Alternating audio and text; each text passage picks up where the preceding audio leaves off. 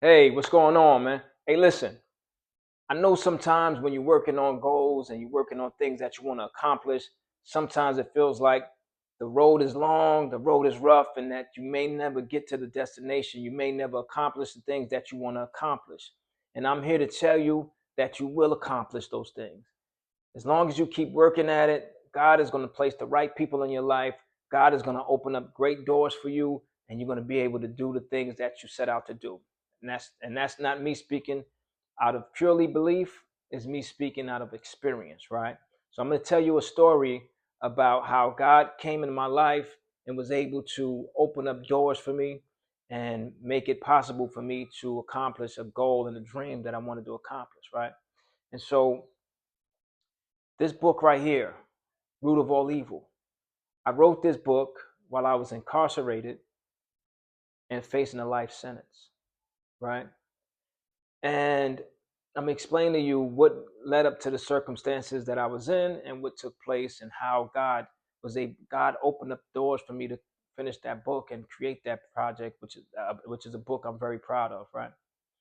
And so I was incarcerated in the county jail because I had purchased a car from an individual on Craigslist.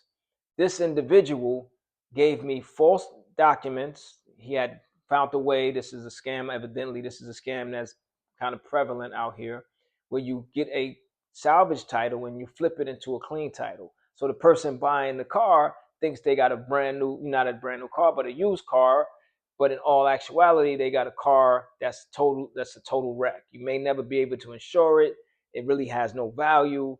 You're basically losing your money, right? So I spent $14,000 on the car, but the guy gave me false documents. Me being from the streets and being street oriented, I thought, okay, if you're a criminal, if you got the cojones to steal from me, then you have the cojones to eat it when I come over, when I get with you and extract my money from you in the any way I deem necessary to get my money from you. Then you're gonna live with that, move on, and go do whatever it is that you do. I was wrong. When I came back to get my money and I used some brute force to get my money from this individual, they called the police and I ended up incarcerated on a kidnapping charge and was looking at a life sentence. While I was incarcerated, right, I was in the Nassau County Jail in New York. And this county jail it had a lot of gang members in there. It's a lot of gang activity, a lot of gang members. So the unit I was in, there was a young brother who was the shot caller in that unit. He was controlling the gang that was in that unit. And me and him had a good rapport. We had a mutual respect going. The only problem was this guy was enforcing those rules and he was pressing that button on a regular basis. Whenever he pressed the button, that meant that somebody was going to get beat up, ran out the house, something was going to happen to somebody.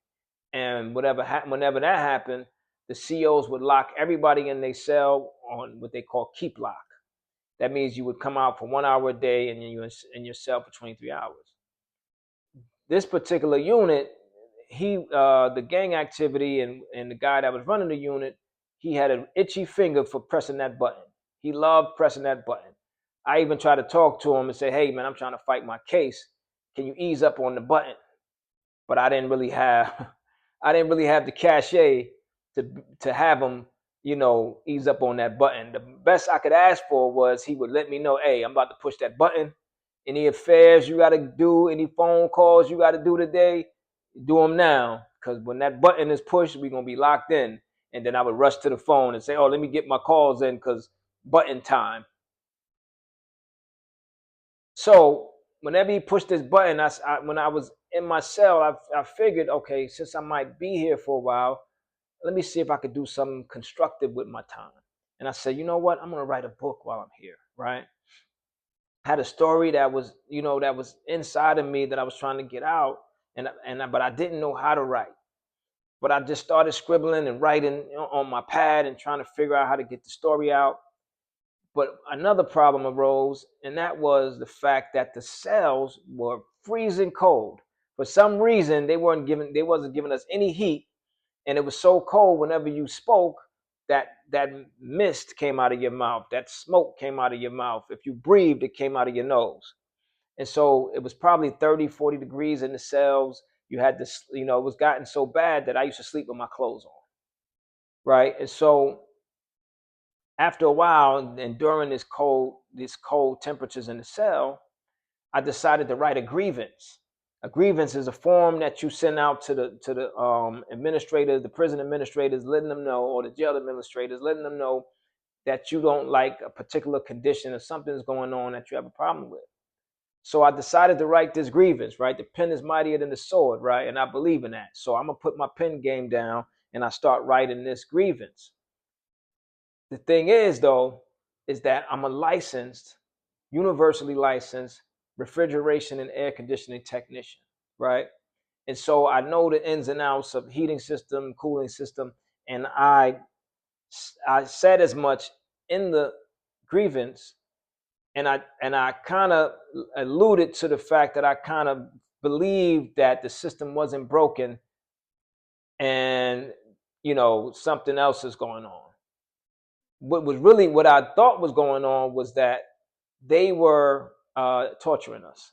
You know what I mean? This was a torture tactic, right? Which is not uncommon.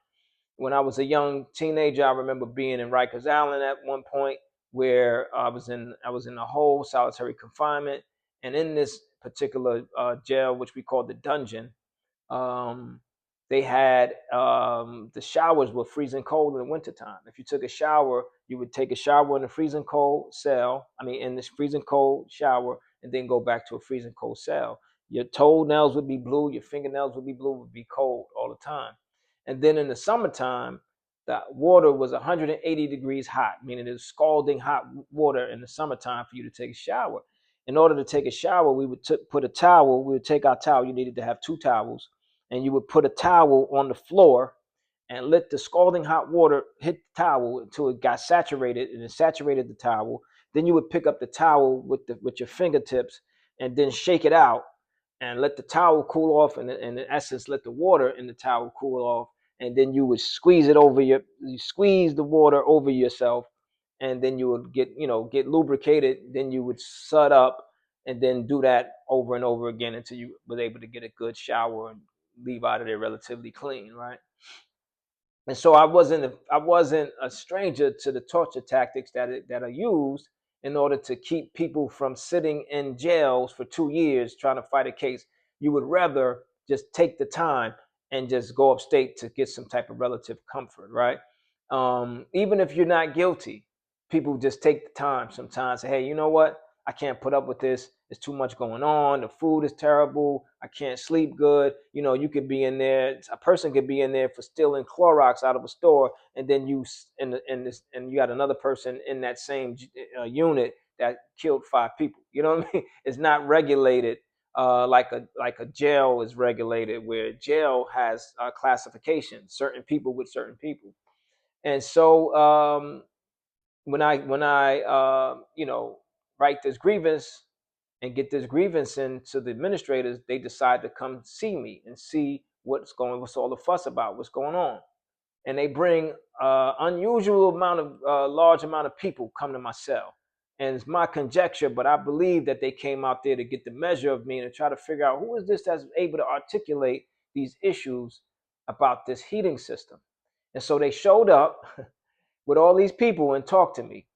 And in no time, we had heat, right? Which further, um, my suspicions were able to be, I was able to say, you know what? My suspicions were warranted because, yeah, they just got the heat on immediately, right? And another thing that made me realize that my suspicions were warranted and this was just a torture tactic, it wasn't a malfunctioning of the system. The other side of the jail, not the other side of the jail, but that unit, it was two tiers, upstairs, upper tier and lower tier, and then there was tiers across from each other. Now, the tiers that I was in, we all got heat. The tiers across from me, they still were freezing in those tiers. So basically, they said, let's placate and appease this guy who wrote the letter, but let's still torture the guys over there.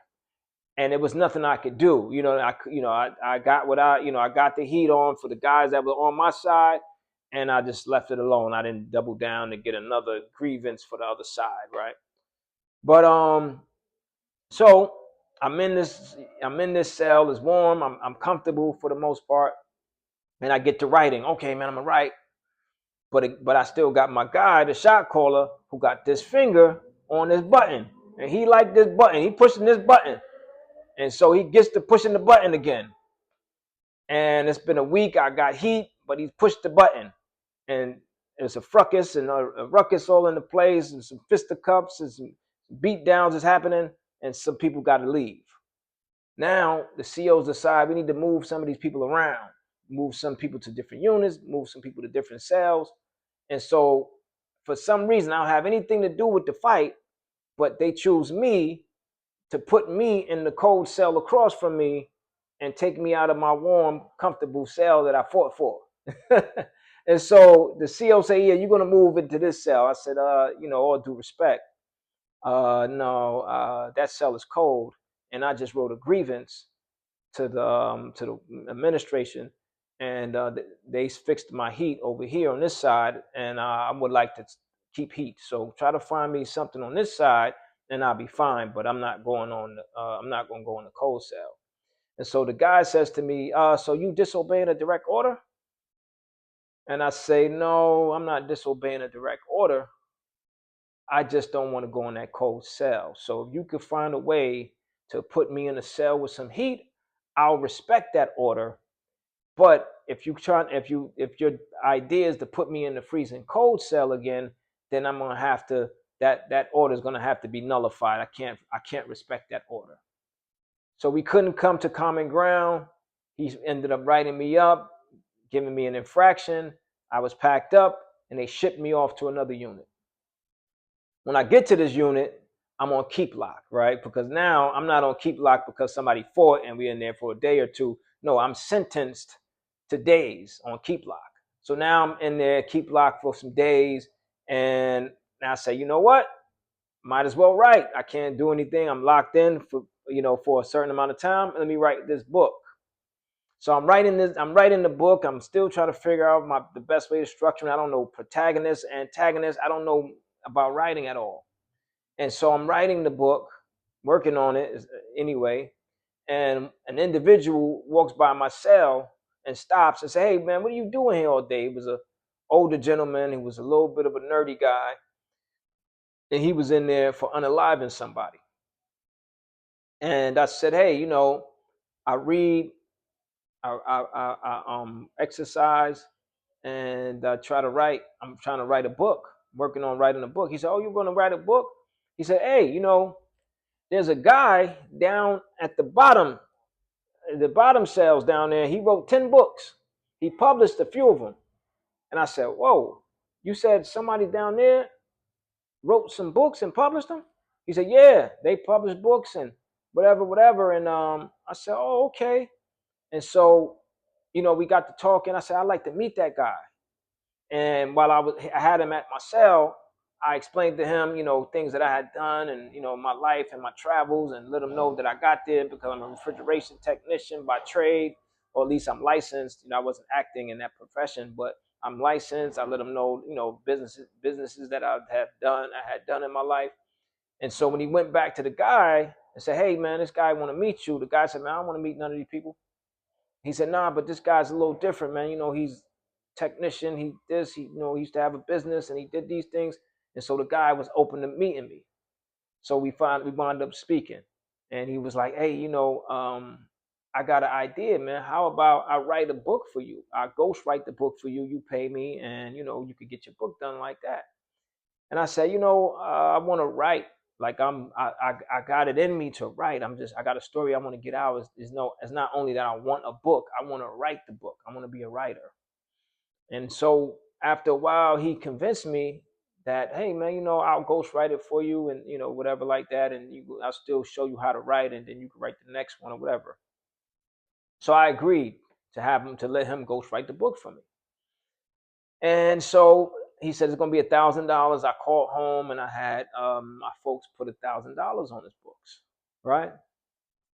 So he says, listen, write down notes and what your story's about, and then I'll write it for you. But as I'm writing the book, like for some reason, now that I got this guy who's got experience in this writing and he's gonna be there to guide me, I kind of felt like the pressure was off me and I felt a little bit more loose. Like I'm like, oh, and then it's the words and everything started flowing better. Then I'm writing and my writing is getting better just by virtue of this guy saying I'm gonna help you. My writing is getting better. I'm flowing better. And so I would come out, for that hour and show him, hey, this is what I got. When he come out, he'd come to the cell and check out what I got and like that. And he taught me about certain things that I didn't know, protagonist, antagonist. At one point he said, hey, you got 2 books here. That's why if you read my Root of All Evil 2 book, it's part 1, part 2, part 3. Because I started it out and I was, deep into the book and not even realizing I'm creating some other protagonists with different storylines. It's a whole nother book. And so I made them merge and he showed me how to do that. So, so eventually I'm still working on my book. I'm writing it, but I'm not writing notes. I'm writing the actual book. And another guy comes into the unit and he's from Queens. The other guy that's helping me is from Queens. They know some people in common. The guy that comes in there, he's supposed to have like some connection with the Supreme team out of Jamaica, Queens. And so the young boy says, hey, listen, he wanted the brother to write him a book too. So the brother comes to me and says, hey, listen, he's about to go home soon. Is it okay if I write his book first and then I write a book for you? You're going to be here for a while. So I said, trying to be, trying to oblige. And, my man, the guy got life sentence and, whatever money he can make, you know, that's more money for him towards his case. So I don't want to be like, nah, you got to make money. Then he's losing that opportunity. So I said, yeah, man, I'll let you, take that opportunity, help out the brother, work with him. And then I'll work on my notes and then you can get back with me and then, you'll write the book or whatever. He said, all right, it's going to take me about 4 weeks to knock his book out, or 3 weeks. I forgot what he said. And night and day, I'm going to be working on it. And so I said, okay. And so the meanwhile, I'm working on my book and now, but it's like I'm flowing and it's coming along a little better. And he's giving me, some pointers and things like that. And I'm starting to develop a writing style. And at one point, I'm in the shower and the young brother comes in the shower with me. Right, that seems like a Dame Dash pause moment, but that's how it happens. It's not a 1-man shower. It's a 3 or 4-man shower. So he's in the shower, I'm in the shower, I'm showering up, and the young brothers. He's one of these excited young guys. Plus, he's going home. Why not be excited? He's like, "Oh man, I'm gonna go home. I'm gonna have the book. Oh man, I got a picture with me with my Bentley, and I'm gonna have me on the front cover with the Bentley and all this and that. That was gonna be his book cover." So I'm like, oh, that's what's up, man. That's real cool. That's all right. And then he says, yeah, man, he told me that you are already a good writer and you don't need no help but nobody. You don't really need nobody to write no book for you. I said, he said that? He said, yeah, man. He said, you already a good writer. You don't need no help. You already good. I said, oh, okay. That's all I need to hear. I got back in my cell and like the confidence that, everything that I was already building up just by having somebody assist me and letting me know what to do and somebody that had done it already guide me. Now I'm on. Now I done stepped it up a few more spaces and I'm really stepping it up, right? And now I'm getting better and now I'm writing the book. And I was able to complete the book, man. Root of All Evil. And afterwards, the brother was like, "Man, I feel bad that you paid me that $1,000 and I ain't write the book for you." I said, "Nah, man, you did so much for me that it was more than you writing a book. You educated me. Education lasts for a lifetime. So yeah, that $1,000 was well spent." And so the lesson in all this for me is one, you can't kidnap people if they owe you money. That's an important one. But another lesson is, Even when you dealing with turmoil and you dealing with, you in a dark space, in a dark place, find positive in that space and in that place. Look to do something positive and work towards it, and God is gonna make a way for you. God is gonna put you right where you need to be. What was the odds that I was gonna be moved from one unit and go to a whole nother unit with a guy that had wrote all these books when I need somebody to help me write these books? This is not something that just happened. I could have been sent anywhere. I could have decided to go into that cold cell against my principles and just folded and went in there and froze. I could have done a number of things that I didn't do that ended me up in a position where I was able to create this book.